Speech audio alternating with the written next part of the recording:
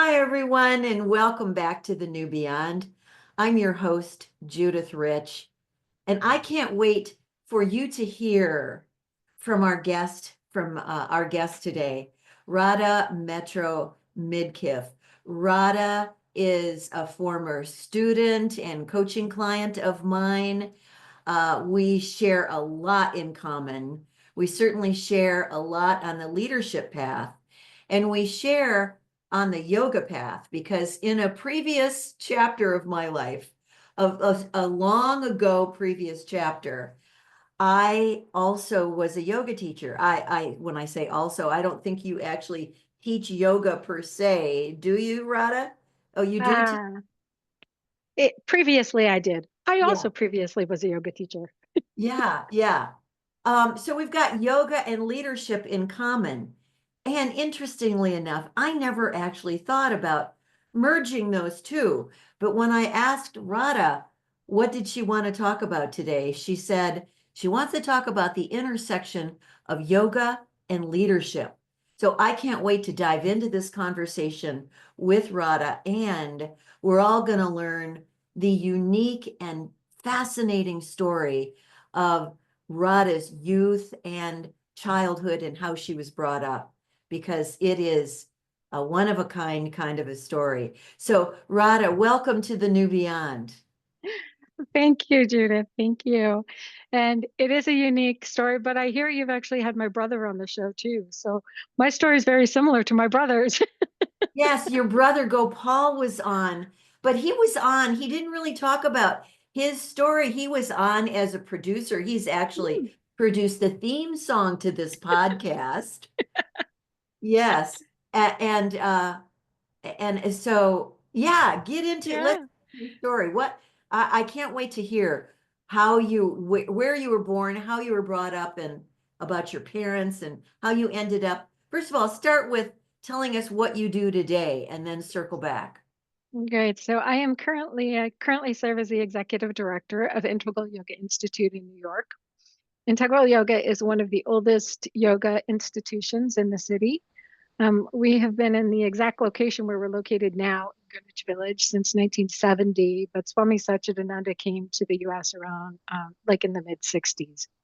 So we were really one of the pioneers of this Western yoga movement that kind of started in the 60s and then continued through today, which really made yoga so popular as it is now. Um, and my parents were seekers, just like many people in the 60s, looking for something to bring more meaning to their life. They lived in California and Colorado, so they were out west at the time. And they started studying meditation and gotten involved in a couple different organizations and with different teachers. Um, so before I was even born, my parents were vegetarians, they were meditating, they were practicing some form of yoga. But by the time I came along, soon after that, they met Swami Satchidananda.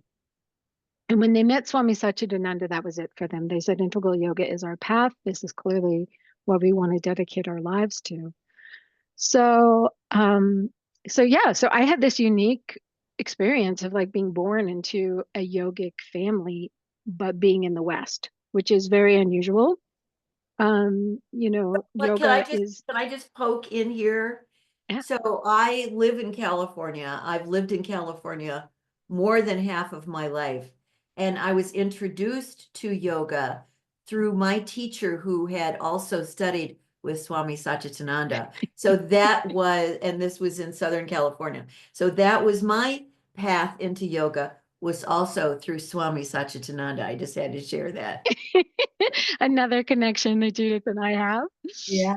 Yeah, and he back in the 60s and 70s, he really was one of the top yoga experts really in the field and really bringing this Western movement of yoga. And what was unique to him also was he was very interfaith. And so that really appealed to my parents because my parents wanted something that was very inclusive and didn't feel like such a strict, narrow path. They really resonated with this idea of truth as one, paths are many. So, so I met Swami Satchidananda when I was about one, and it was completely love at first sight on both of our parts. Oh. Um, very sweet. I Now, are you have going to tell us that you have memories of that? um, not when I'm one, but I have many, many memories growing up, and I have a lot of photographs of him and I together. One of my favorite pictures is I'm probably about maybe 3 or 4 years old, and I'm sitting on his lap, and I have clearly said something that was very funny, and he is laughing. And I just have this expression on my face of being so pleased with myself that I made him laugh. And he is just expressing such joy. So to get to have this relationship with this incredible teacher and guru. So, Swami Satchidananda is considered a guru, which it gets loosely translated in the West to teacher. Hmm. However, it's really much more than that. It is really a spiritual guide and someone who you are dedicating your life to. And really, when you look at like the ancient transmission of the teachings of yoga, they do get transmitted energetically through these gurus and through the mantras and the chants that we do. So I'll talk a little bit more about that in a while. But um, so he became my parents' guru, and my parents decided they really wanted us to go to some sort of alternative school. And that was the other thing that attracted them to Swami Satchidananda is they found out that he was starting a yoga school in Connecticut at the ashram there. So when I was about 5 years old, my parents packed up their 5 kids. They had about $300 in their pocket, and they moved all the way across the country to go live at this yoga ashram. They were, like I said, very adventurous. Uh, it's Yes, so with funny. 5 kids, I can imagine this was no small undertaking. And they were very, well, I guess you said adventurous. Yeah, they were very adventurous. For those of you who have done leadership, my contract is I am a present, vibrant, adventurous woman. Ah, yes, And you I are. think that like that adventurous part is, like they say in the South, I came by it honest. It's bred in. It's bred into you. So yeah, so my parents end up in Connecticut, and I start going to yoga school in first grade. Um, Now, what is yoga school? What is unique about yoga school that separates it from all other kind of education? so yoga school was really a very experimental effort to try to take kind of the Gurukulam idea. So Gurukulam was a temple of learning environment that was started in India. And it was to prepare, whether it was in a temple and you were preparing young temple priests, or you were preparing, you know, people in a spiritual, religious environment. It was a school that was not just a regular school. It was considered to be a school um, that was also served as like this temple environment. So they were trying to take this Gurukula idea. They were taking some guidance from Waldorf and Montessori from more Western teaching ideas. And they were trying to mix it all in and then see kind of what happens when you take children and you expose them to these yoga precepts, particularly the practices of yoga, of meditation, hatha yoga, which is the physical asanas, and also the philosophy or the lifestyle of yoga, which is known as Raja Yoga. And so in Raja Yoga, you have yamas and niyamas, which are sort of do's and don'ts of the yogic system, like, practicing things like nonviolence and truthfulness. Also in Raja Yoga, you have um, precepts that many actually cognitive behavioral therapists also have developed many practices of this yogic philosophy when we're learning how to train and refocus the mind. So we had like Pratipaksha which is a practice of replacing negative thinking with positive thinking. Many of these different practices that were built into yoga, they decided that they were going to teach them to kids. Um, it was an incredibly successful and also kind of crazy experiment. There were only maybe a couple hundred of us that went through this entire schooling process while it was open and in existence. And we have an incredibly high rate of success of people who went on to do, to go to Ivy League schools, to have the top level of success in their field, which was really special. The fact that this crazy experiment sort of really did work. But what was particularly unique about it is we started every day with meditation. We came in first thing in the morning, we did chanting, we sat in a circle, we chanted, we did meditation. And people are always like, oh, you were doing like kid meditation. I'm like, no, we were not doing kid meditation. Like we were meditating as kids.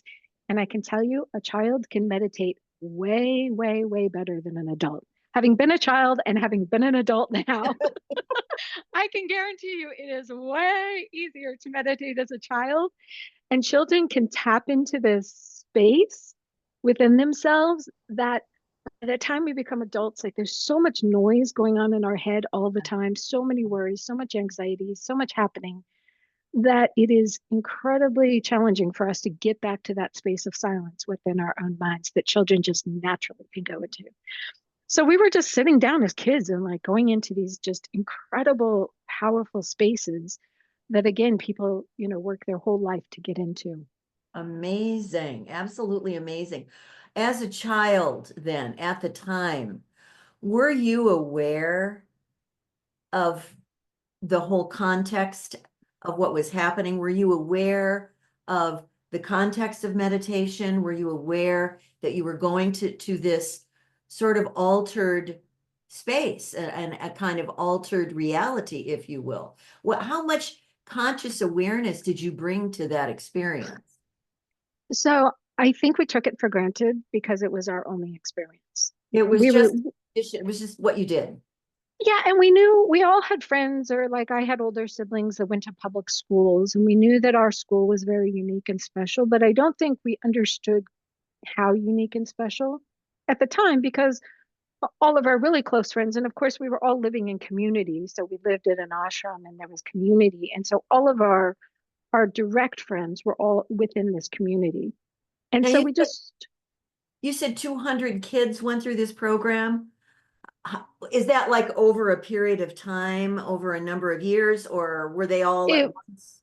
it was over a number of years. So the most I ever had personally in a classroom over the 12 years that I went to school was one year we had about 30 kids, and that was across maybe 4 or 5 grades. So we didn't have traditional grades. All the kids learned together in a room.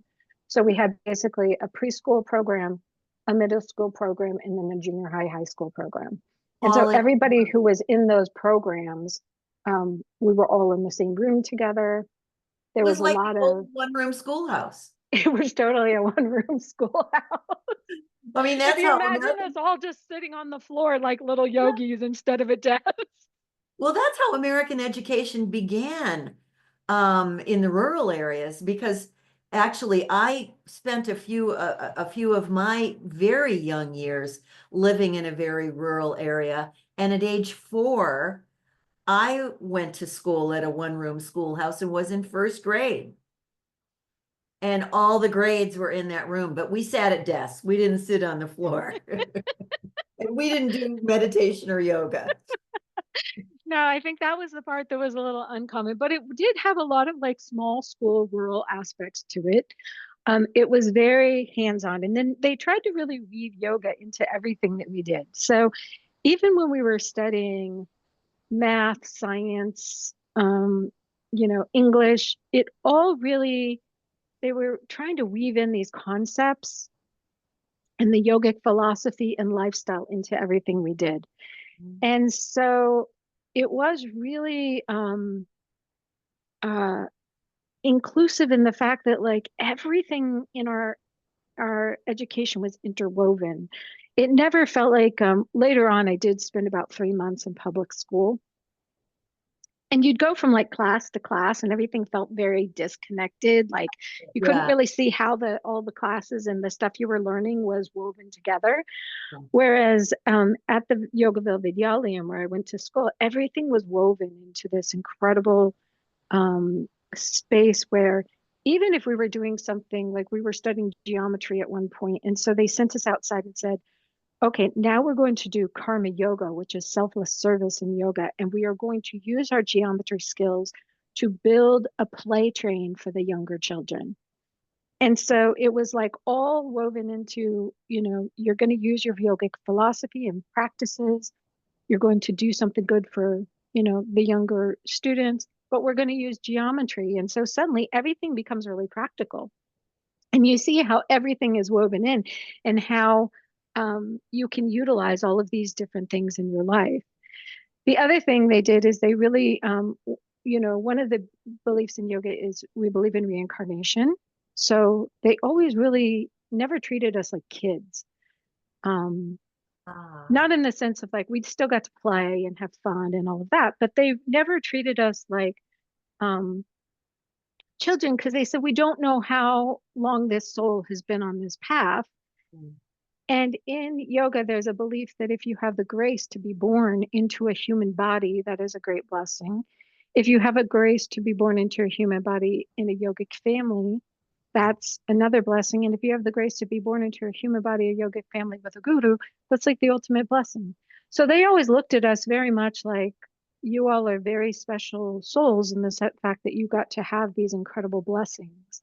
And so it was less like they were teaching us and more like they were raising us in this environment, sort of with like a protective little fence around us just to take care of us while we were growing up and in this space until we could sort of, our bodies were catching up with where our souls were. oh, I want to just park here for a second, just to kind of feel the vibration of what you just shared. Because what that evokes in me is a sense of how precious you all were.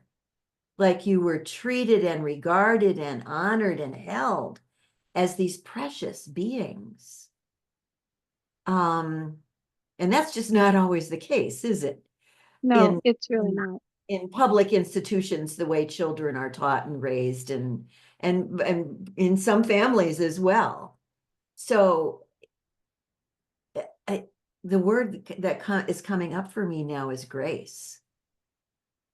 What a tremendous Absolutely. amount of grace to be surrounded with that kind of awareness. Amazing, beautiful, It power. was it was extraordinary, and particularly the way that Swami Satchidananda interacted with us was so unique and so special. And now, of course, as I'm growing up, I realize like very few people can experience or have the grace, like you said, to experience unconditional love. This being knew how to love someone unconditionally, and he poured that unconditional love into us. And of course, as children, we were just like these incredible open vessels that just soaked it up. We just were like, yeah, we love this. Just keep pouring it onto us. And so there was this incredible experience of being loved from a very young age in this way that was just so accepting that again was really rare. Now, I don't want you guys to think that this was all roses and happy rainbows. Well, that's exactly what's coming up for me right now. Were there behavioral problems? Were there like There normal? are absolute problems with this. That's why I said it was experimental. When you went into the actual practicality of this, thing you will notice in this is we all ended up with uh, a almost crippling case of perfectionism, Ooh. almost a frozen, like freezing us, and we're unable to move and do things because we were brought up with such a standard of how we should be that we were able to interact and operate in this adult world as children, that we then took that into our adult lives. And when we tried to mix that in and go into whatever we were pursuing, sometimes it became completely unsustainable. Like it was just, we had a lot of cases where people were just, I mean, panic attacks and anxiety and depression and things that started really getting stirred up from this. feeling like we must always be the perfect yogi. We must always remember 24/7 that we are, not the body, not the mind, we're the immortal self. Like, and that kind of pressure when we started to get into our late teens and early 20s, that started to create some real problems when we went out into the world. Oh gosh, I can just imagine, integrating that conditioning and that upbringing and the collision of that meeting, quote unquote, the normal, the normal world. There is a huge gap there, isn't there? But here's a Huge gap. Yeah, but here's a question. As a child in this program, children are children. Children don't always follow the rules. They don't always mind their parents. In a way, a guru, I'm imagining, I've never really had or worked with a guru, so I've never been in that relationship. You call it a teacher, but was there any aspect of parent in there as well? Like you wanted to please the parent or the teacher? So yeah, it didn't happen so much with Swami Satchidananda because again, I think that he was capable of this just unconditional love that we all felt. However, with our actual physical teachers in the classrooms, absolutely. There Mm. was a huge need to be the best version, be the best kid, live up to the expectation. Was there Um, any competition with other oh kids? yeah, absolutely. To be the best kid means be It was better. it was weird competition. It was like Yeah. hold that yoga pose longer. Who was the Uh, better meditator? uh, Like, I mean, just like the who was same sort of smarter? stuff. Who was smarter? Who was faster? Who was stronger? Sometimes, but honestly, it had more to do with like who could pronounce the Sanskrit better, who could sit still the longest. Like, Got it. So so the same interesting. stuff all kids go through, but definitely in a strange context that was not the same as, what you're encountering in other areas. Yeah. So really what that's pointing towards in my listening is it almost doesn't matter what context you're raised in or what context you're conditioned in, stuff, air quotes, is going to happen. Human Stuff beings is going to happen. are human beings. Yeah. Yeah. And I think that's something also like when we started this school, many of the people who were teaching us, raising us, running the ashrams, they were very new to the path themselves at that time. So Okay. you're talking about like, I'm 52 years old. So I'm born in 1972. I meet Swami Satchidananda in 73. So by like, the mid 70s, most of these people have maybe been studying yoga for 10 years at the most, which now we're looking at Western yogis who have been practicing for 50, 60 years. That is Yeah. a very small amount of time. And what they were learning themselves. And so the way that even they were trying to transmit it, or their own expectations of themselves and what that looked like was very different. I think as time's gone on, we've become much more compassionate, both to each other and ourselves, in the fact that, we all thought we were going to be enlightened tomorrow, right? Like we're on the fast track and this is great. And we're all going to attain this sense of self realization and awareness, and it's going to happen right away. Now, 50 years later, everyone's realizing, well, it's a lot more work than that. There's a lot of layers to move through. Layers. Now I get where you're going with yoga and leadership, because certainly in leadership, we understand there's a whole lot of layers to the work of getting down to the authentic self. And when I went into so the yoga did, I should say, but let me just continue on the timeline a little, because the yoga, like anything, when I got out of school and I graduated high school, I went out into the world exactly prepared for what was out there. but trying to figure out how to integrate it. Of course, at that time, like we were raised very strictly.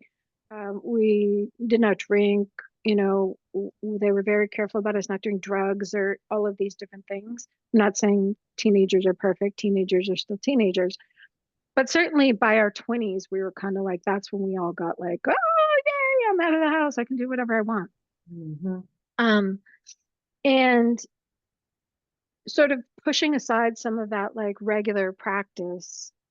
Um, and that's when, I would say for me personally, some of the cracks started to come in. Like I was never quite able to operate um, in the world without having the foundations of my yogic practice.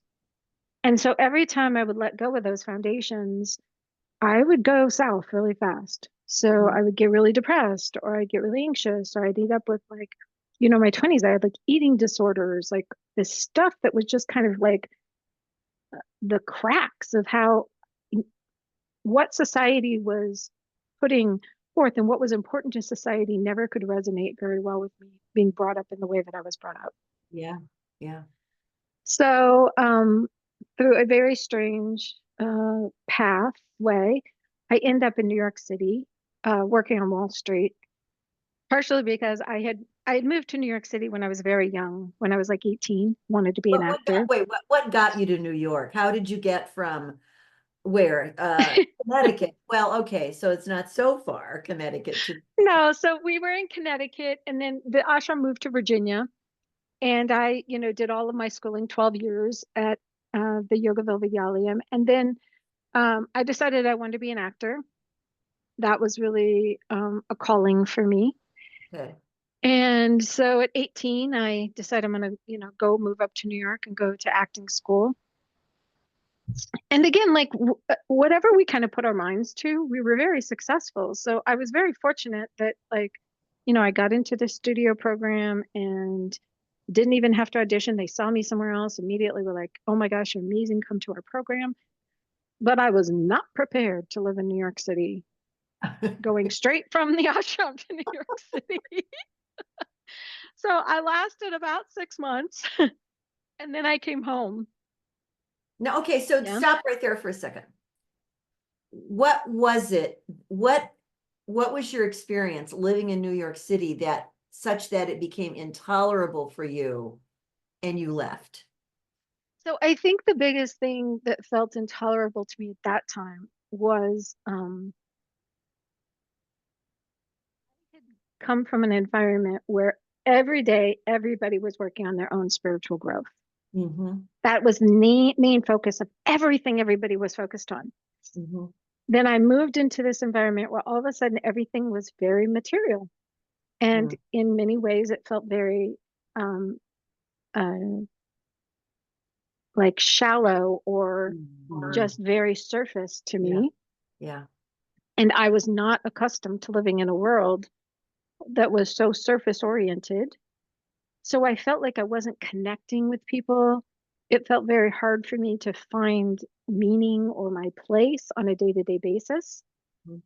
And then New York is a really, really tough place. We're talking about New York in 1990. This is not happy, pretty New York now. This was like a pretty tough place still. Um, and so I was struggling with trying to figure out how to connect with people, how to find meaning, um, Yeah. even just how to work a regular job, right? Like Yeah. everything was so like, even when you went to work, it was all purpose driven. And so here I am trying to just like get a job at the local yogurt shop or something. And it didn't make any sense to me, honestly. You know what's is it okay if I interrupt you with questions 100%. because my curious mind it wants to know. Yes. So when you were back in Connecticut and you were in or excuse me in Virginia and you were going through the school there and as you were preparing to graduate high school and go into the big world, was there anything that was presented to you or taught to you to prepare you for that transition? I mean, that's a huge transition. It seems like there would be an emphasis on transition in, from here, this very protected environment into the bigger world. Were you given any tools? Were you given any kind of framework? I can tell by the look on your face. I don't think Listeners, if so. you're listening, she's Radha is cracking up over there. I take it the answer is no. I don't even think they knew how to prepare us because I don't even really think they knew what they had created, to be perfectly honest. Ah, okay, okay. I think that It was an again, it experiment. was an experiment. And so I don't even think they knew how to prepare us to go out into that environment. Now, some of the kids did go into public schools. They did end up transferring out of the school. Um, and you have to remember, like back then, like also nobody knew what yoga was. Like 1990, nobody was talking about yoga. People were still like, yogurt? What are you talking about?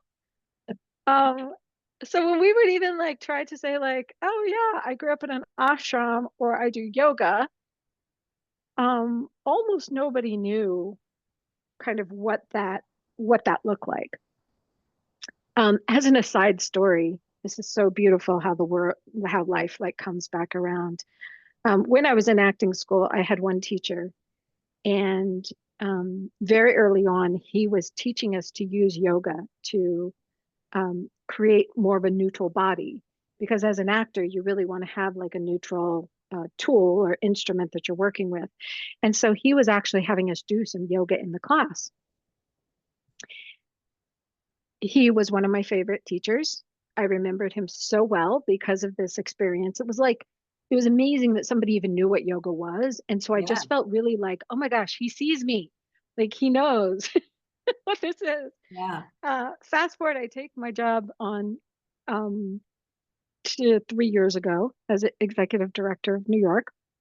And I'm looking at the teacher roster, and this teacher's name comes up. And he is now one of our active teachers in New York City at the Institute. And I was able to connect with him again and thank him for what a huge impact he had on me back then, so many years ago, being my teacher. And now for us to be reconnected was really special. So there were some bright lights. There were some people who knew what was going on, but for the most part, no, it wasn't really. And Okay. also, people didn't understand where I was coming from, Judith. Like now, when I say to people, I grew up in yoga, at least people have a little context. Back then, it wasn't even like the teachers or the counselors at the school could help me because they didn't really even understand what that looked like. So really, nobody was prepared. Um, Uh-huh. Okay, mhm. so you went to New York, you lasted 6 months, you decided it wasn't for you, you Yeah. packed up back to Virginia? So I got back to Virginia, and I ended up working like at the ashram for several years, and learning different things. And so my little sister is 10 years younger than me, and she wanted to go up to New York to go to FIT. What And I is that? said, that's the Fashion Institute of Technology. Okay. So I'm thinking in my mind, there's no way I'm sending my little sister up to New York City at 18 by herself. I don't really have a lot going on. I'll just move back to New York with her. So now I'm moving back to New York 10 years later. I don't really have a job, don't really have a plan. I'm just up there to support my sister. So I start working for a temp company. And eventually, this temp company sends me to Wall Street. And I end up getting a job at a hedge fund on Wall Street. Oh my God. That's about the farthest thing from yoga that you can imagine. It was pretty much the farthest thing from yoga you can imagine. And yet it was great. Like I had such a wonderful time. The employers were amazing. Um, just a really great company to work for. And I learned so much about business and finance that it really just they set me on a whole different track in my life, which was really special. Wow, beautiful. However, now we're talking 2000 and 2001. So I am the particular office that I worked at was 140 Broadway, and it was a block away from the World Trade Center. So on September Where is 11th, it? yeah, exactly. Everybody knows where this story is going. So on September 11th, 2001, I was headed to work just like I do every day. And miraculously, you know how we always say, everything happens for a good reason. Mhm. That morning I was late for work. I remember staring in the mirror in the bathroom being like, you gotta get out the door. What are you doing? Like get your butt to work. I'd never been late before. So I finally get to work, and because I was late, I missed the last train that pulled out underneath the World Trade Center itself, and they stopped us one stop early. But it was still right there within a block of the World Trade Center. Um, so I was coming out of the subway when the second plane hit the building. Um, Did you and did you see the plane hit? I didn't see that plane hit. I heard the plane hit. And then I was walking up the stairs and some lady was screaming and crying and screaming, "Don't go out there. We're under attack." And of course, it's New York City. We're all just staring at her, being like, "Okay, Yeah. crazy lady." Step. But I still remember walking up the stairs, Judith, and I could see. So the stairs kind of went up this way, and then the World Trade Center was back this way. And I still remember walking up the stairs and seeing the faces of the people who were turning around and starting to walk back that way. And so, just the absolute horror on their face. And I was like, uh-oh, something is happening. Um, and then I come out and I'm kind of, everything's really crazy. To both of the planes had hit by then, but nobody really knew what was going on. But the buildings had not yet come down.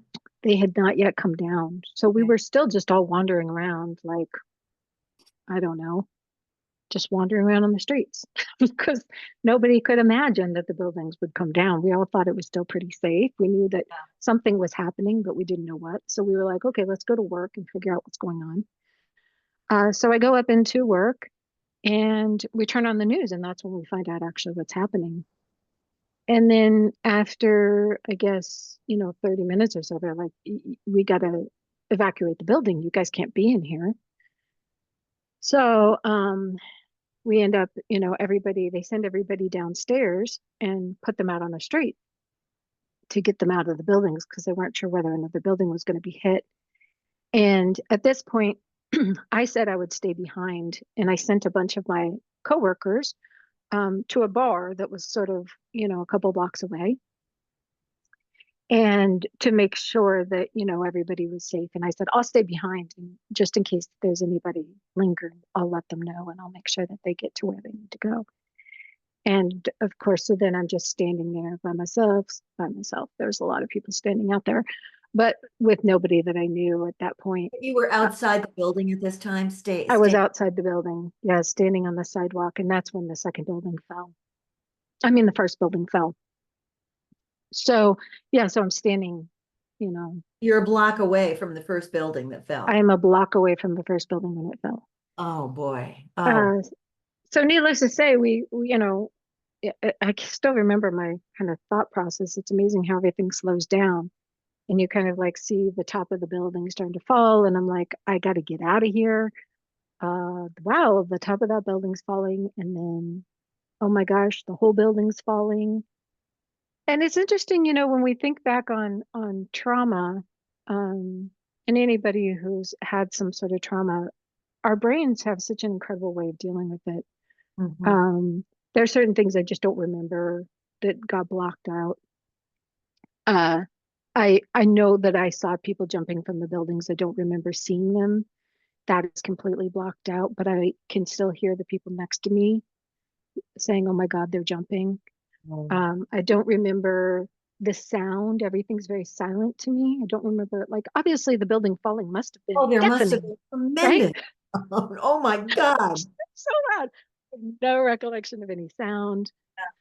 So anyway, they get us inside. They, finally we run inside the building, but it's just, smoke and everything everywhere. And they end up putting us down into the basement. We're all covered in ash. They're trying to like wipe out our, eyes, giving us water. But I'm just stuck down in this basement with a bunch of people I don't know. And at that point, when the building fell, we weren't sure. Nobody could imagine the building would fall so straight. So we thought it was going to spread out more. And so everybody kind of thought we were buried at that point. So that we finally get out of, they take us down in this way and get us out of the building. And then I end up walking across the bridge going home. And then that's the end of sort of that day. However, for many of us, that day was not that day. It was 10 days later, they brought us back to work. We were the only building that had a view of the World Trade Center and Ground Zero. And so every single day, we were back there at work, faced with this just extraordinary horror. Devastation. Yeah. The smell, the smoke, the chemicals in the air. The fires were burning for 3 months afterwards, so we weren't able to even turn on our air handlers inside. And I'm giving you a lot of like context here because I want people to understand like sort of some of that trauma, because there's a lot of people who are going to be listening who've had trauma of their own. And when you understand like trauma is so deep in you, it's so built into you, but it's extraordinary when we get to this point how yoga and leadership can work to heal that trauma. So Wow. yeah, How so long I'm did it there take for for like that to kick in for you? a long time. A long time.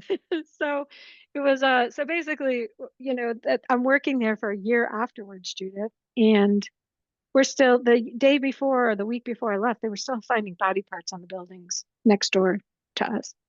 So we're talking about a year of deep-rooted trauma, living right there at Ground Zero, working just every day faced with it. And nobody in New York kind of knew how to deal with it. They were just, everybody else was traumatized. So they started just giving us drugs, right? I ended up with a horrible Xanax addiction that I didn't even know what Xanax was before that. So pharmaceuticals, I'm assuming. Yeah. Pharmaceuticals, lots of pharmaceuticals. Um, so eventually I end up home. I'm like, I can't deal with it. I got to go back to Virginia. I clearly have reached a breaking point. And I get really depressed and I'm really struggling with horrific anxiety, like just paralyzing anxiety. Uh, I met with Swami Satchidananda. He was still alive at the time. And throughout that year, he kept saying to me, you can either have fear or you can have faith. There is no in between. You have to choose. And it was the only time he'd ever been strict with me in my whole life. And he kept saying, you have got to choose fear or faith. There is no in between. I didn't really, I would say I worked on that. But part of when I went through leadership, that was a huge breakthrough for me because I love leadership because leadership's like, just do it, right? Like, get over yourself, just do it. Like, stop talking about it, stop messing around, stop playing with it, just do the thing already. So it was really when I did leadership that I had just probably the biggest breakthrough with that. But in 2005 or so, I ended up so depressed that I became suicidal. And I attempted to take my own life at that time.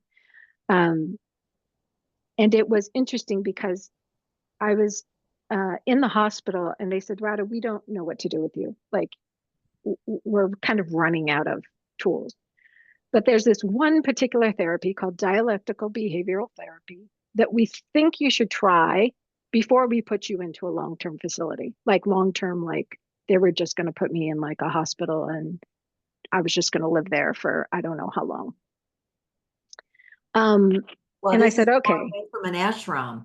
this is a long way from an ashram, right? But this is how like the mind and the Wow. trauma and everything just started to break down to the point where, and I was not using my yoga tools. Let's just make that really clear. Yoga is very far from what I was trying to do at this point, even though I was living here in Virginia and maybe trying to interact in the ashram. So when I did DBT, it ended up that DBT is just based in mindfulness meditation is a huge part of it. And something about being able to look at my yoga background from a different viewpoint, things started to click in and it all started to come back to me. And I started being like, hey, wait a minute, I know this. I was taught this. I've been grounded in this. I can apply this in my life. Mm. And so I started to like go on this like healing process that Mm. was long, Judith. We're talking like 10 to 15 years of healing process to get me Mm. back to like a really great, like clear space. And Yeah. so it started with the yoga. And then of course, I I love life so much. Uh, Basically, Dee and I were both unemployed during, excuse me, Dee's my husband. We were both unemployed during COVID. We tried to open this coffee shop uh, maybe 3 months before COVID hit, and it was just like a complete Oh, yeah. disaster. I did not have leadership back then. Otherwise, we always say it would have been totally different. But we did not have the tools to be able Yeah. to figure our way through that. So we're both just sitting there completely unemployed, and I'm just spending way too much time on social media. And I come across a post of Shanda, and Shanda Sumner, for you all who don't know, she's the founder of HCL, Hardcore For Leadership. leadership. Yeah. And one of the things they were offering she had some business coaching, and I was like, I don't know what to do with myself. Maybe business coaching. Maybe I need some coaching. So we didn't have really a lot of money, but somehow I was like, we'll make it work. So I signed up for this business coaching. And one of the bonuses of the business coaching is that I get to pick a coach. And she's trying to do this like leadership coaching. So I remember so clearly there were two choices for me. It was either you or Lisa. And this is the funny part is like Lisa's bio that I read had something, she had mentioned something about, I don't know, there was something in her bio that said something about spirituality and maybe said something about yoga. I don't know. And I was like, you know what? I don't think I need somebody like that. I think I want somebody who has nothing to do with yoga or spirituality or anything like that. So I picked you, Judith. Picked the wrong one. In retrospect, I think God knew exactly what I needed. Oh, that's so funny. That is, So that's how I started working with you. And I remember the first time we went into a coaching session, everybody was talking about this leadership thing. And I was like, wait, I think I want this leadership thing. I'm not sure I want the business coaching even, but I definitely, this leadership stuff sounds really good. So I just like did all this research. It's funny because I wasn't actually enrolled by anybody into leadership. I kind of enrolled myself. I was like, whatever they got, that's what I want. yeah, yeah. So I ended up enrolling into the leadership program. And then, obviously very quickly I was like, my husband's got to do this, my brother gets to do this, just like my friends get to do this. It was just so clear um that it was exactly the like exponential leap that I needed. Wow. Wow. I love hearing this, Radha, that you were met, like the whole leadership context and curriculum met you right where you were in that moment. Yes. And that it was a blessing. It was a grace, wasn't it? It was a blessing and it was a grace. And I had been in and out of therapy for probably, I mean, since September 11th, like extensive therapy. And it was not until I did leadership that I actually ever did any processing over 9/11, which was amazing. That Oh, I had managed in all that therapy. Nobody wanted me to face it. Nobody wanted to go there. Nobody was going to encourage me to go there. Nobody was going to hold my hand as I went there. And it wasn't really until I went into leadership and we went through some of the processes that really yeah. got me to start looking at it. And I felt safe enough Yeah. and I felt supported enough that I was willing to actually start looking at some of that stuff and had enormous breakthroughs around that trauma and what that experience was. It was really, really powerful. Which then, Saying, if I may, yeah, the only way out is through. the only way out is through. It's so true. You needed to go into and through and out the other side, Yeah. which is not easy work, is it? It's not easy work. It is not easy work. However, the alternative is even harder. Yeah. And this is what Yeah. I think so many people miss out on, with both when we're talking about like the work that you're doing in yoga or the work you're doing in leadership is like, yes, it is challenging. And yes, you do have to face yourself and you are looking at your own ego, you're looking at your own limitations, you're looking at your own beliefs and being willing to face them. But the alternative to not facing them is so painful. Like I was in way more pain. Life was way harder before when I was trying to avoid it, not Yeah. have to deal with it, not face it, put my trauma in the corner, like Yes. all of these things, as opposed to just saying, you know what? It's time. I'm going to do it. It's going to be difficult. Yeah. But when I get through it, life is going to be so much. I feel like in a lot of ways, it was almost like going from a black and white world to all of a sudden everything being in Technicolor again. That's what it felt like. Because I was living a life that looked really good on the surface. Um, I was doing a lot of the yoga, and I'm using quotation marks here Yeah. Air because quotes. air quotes, because I was doing a version of yoga which was safe and was not really listening to the teachings, not really applying the teachings and practicing the teachings. I was doing lip service, I feel like, to the teachings. And then after I did leadership, uh, everything just like broke open. And I was like, now I even look at yoga in a completely different viewpoint because I can see it so much more clearly. And I can see the teachings um, through this lens of what I learned in leadership. And the minute I went into leadership, I was like, this is yoga. Wait, this is the yogic philosophy. This is the 5,000-year-old yogic philosophy that Yes. was taught to me as a 5-year-old that Yeah. I completely forgot about. Yeah. I mean, the trainings are really based on very ancient teachings. Very much so. Yeah. And Yeah. so when that got sort of like ignited in me, then all that stuff started coming back. And I was like, yeah, I had a nice life, but I barely left my house. Like I was basically agoraphobic and nobody even was acknowledging it. And you didn't even have a word for that.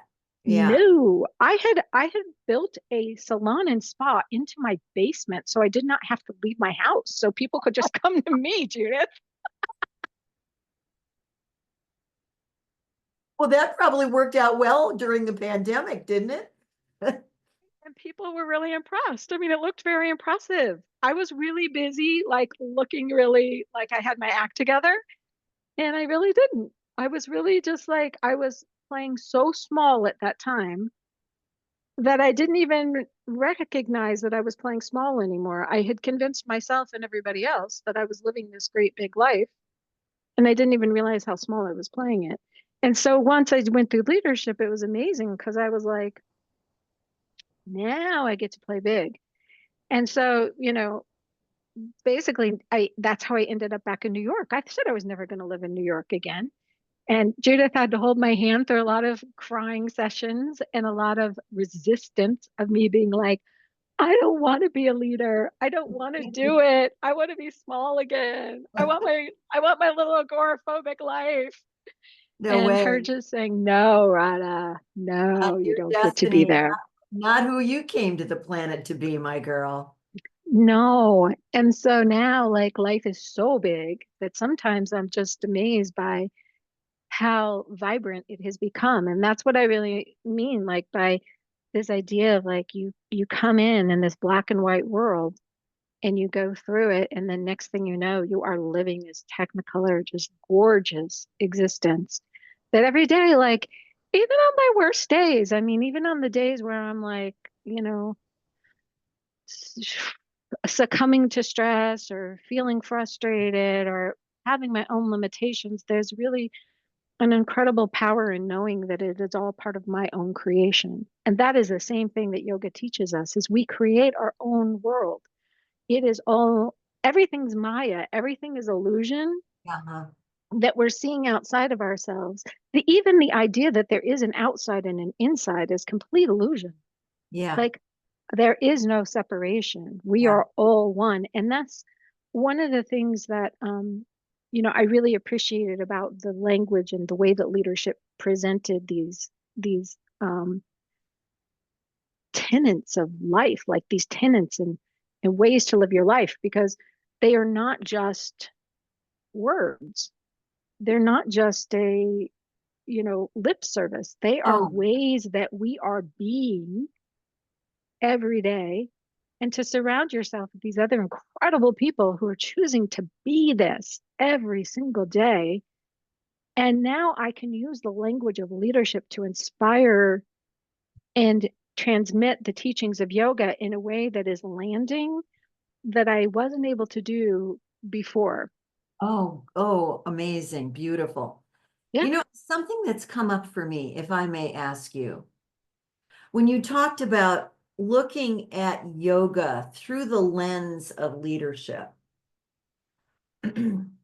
what you experienced in leadership was the only way out is through. You must face your fears. You must face your pain, your trauma. You must face it and be with it because there's information there.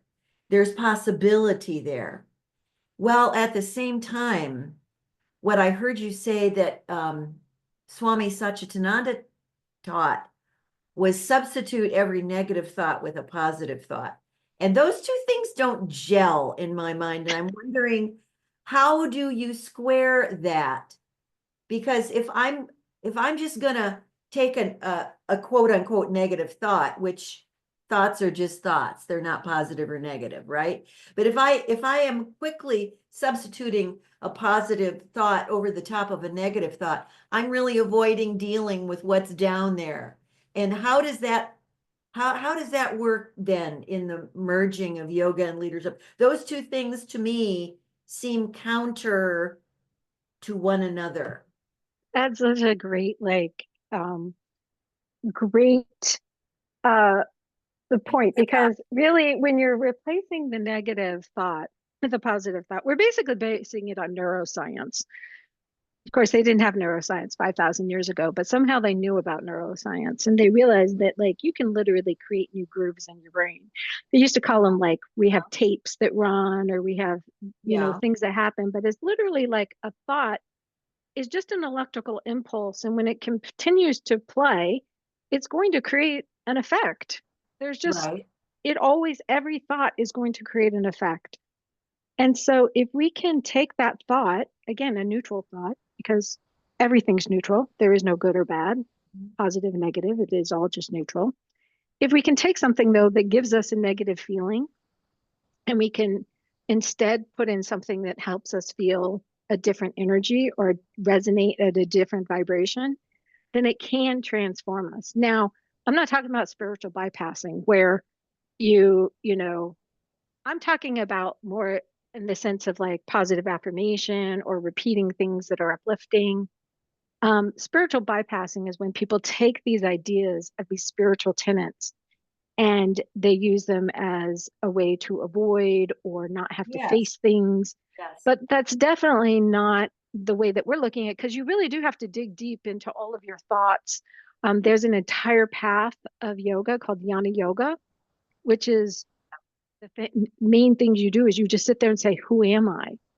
Who yes, am I? Who am yes, I? Who am I? yes. And you go through all this list of things until you realize that you are none of these temporary passing things. You are something that exists in this eternal, you know, way that again is one with everything. So the the neuroscience part of it bypass need to deal with your trauma, and that's why yoga is this also complete lifestyle. You can't take one little part of yoga and just practice that one little part and think that that's the whole solution. Just Mhm. like with leadership, yeah, you can pick and choose, but you're not going to have as great of an experience if you Yeah, avoid some of it. So, my husband and I also talk a lot about like psychological assessment, which is something we talk about in leadership. And for me, it's a little bit like the committed action versus the psychological assessment.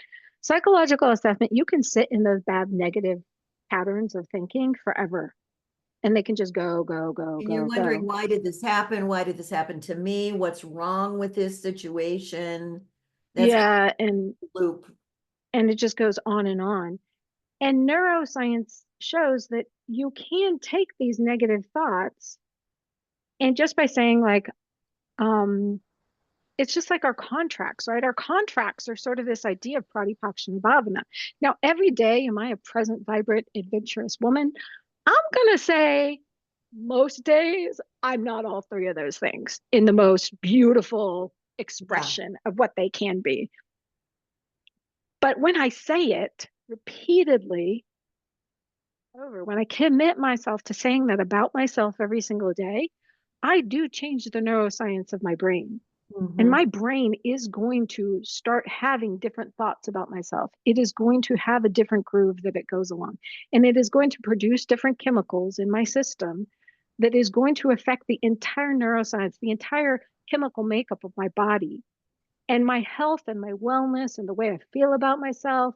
Everything will change because I chose to like create and focus on a more positive thought.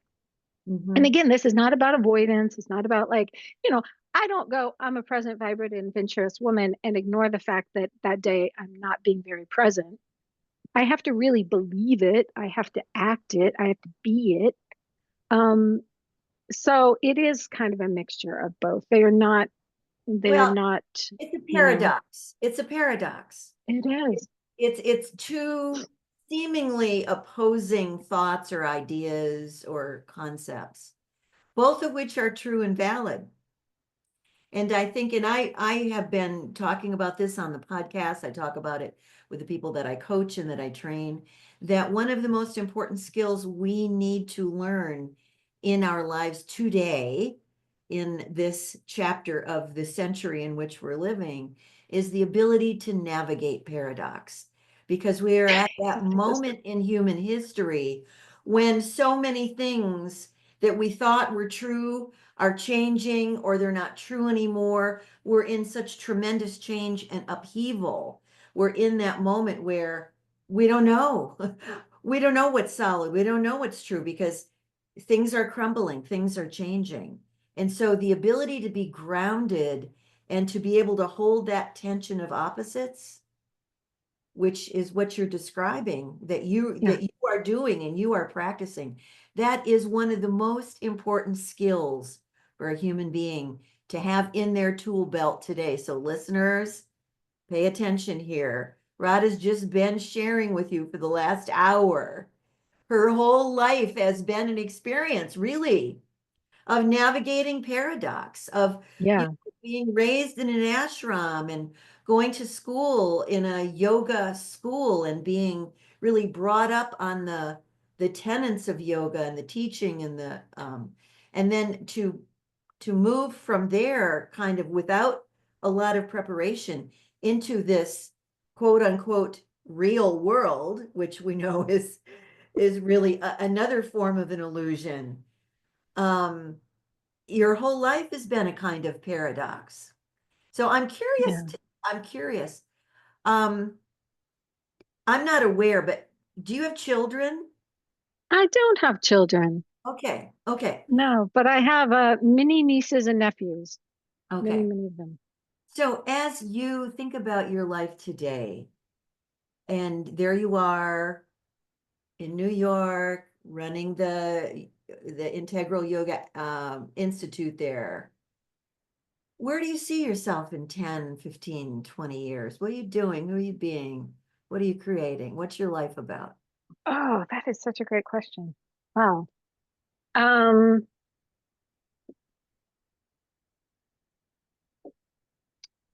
it's a funny question because I always say, Judith, that left to my own devices, I'd just be laying on a beach somewhere with my husband and my dog, Think we'd and all be probably lying that's right. all I'd be doing, right? I think I'd be lying right next to you, Radha, left to my own devices. So I always tell myself, like, I always kind of try to trick my mind and be like, our goal is just to get to that beach. That's all we're doing, Radha. We're just going to get to the beach. So you just keep doing what you're doing, and one day we'll get to the beach. That's how I have to talk to my mind because there's a lot of resistance in my mind. I've got a very stubborn, strong mind. But that being said, the work that I get to do now in like 10 years, I'm really hoping, no, I'm really intending, not hoping, I'm intending that the work that I do now really has a widespread effect in helping people understand how yoga can be a very practical application, that it is not something we just do on a mat. It's not something you practice for an hour a day, but that is actually something you can weave into your life and can be very practical in everything we do. And again, I feel really fortunate because with the tools of leadership, I'm able to explain that in ways I could never explain it before to people. Um, and helping them see how they can be integrated. And everybody I put through leadership, it's so great. They all come back to me, all my little yogi friends, and they go, "Oh my gosh, that's yoga." And I said, "I know, but aren't we looking at it differently? Aren't we seeing it from a different viewpoint? Aren't we seeing how it is about now?" Like Master Shivananda, who was Swami Satchidananda's guru, he used to always say, "Do it now, DIN, do it now." Isn't There you that go. what leadership's all about? Life is now. Life is LIN. now. Life is now. Life is now. This is what we say. Yep.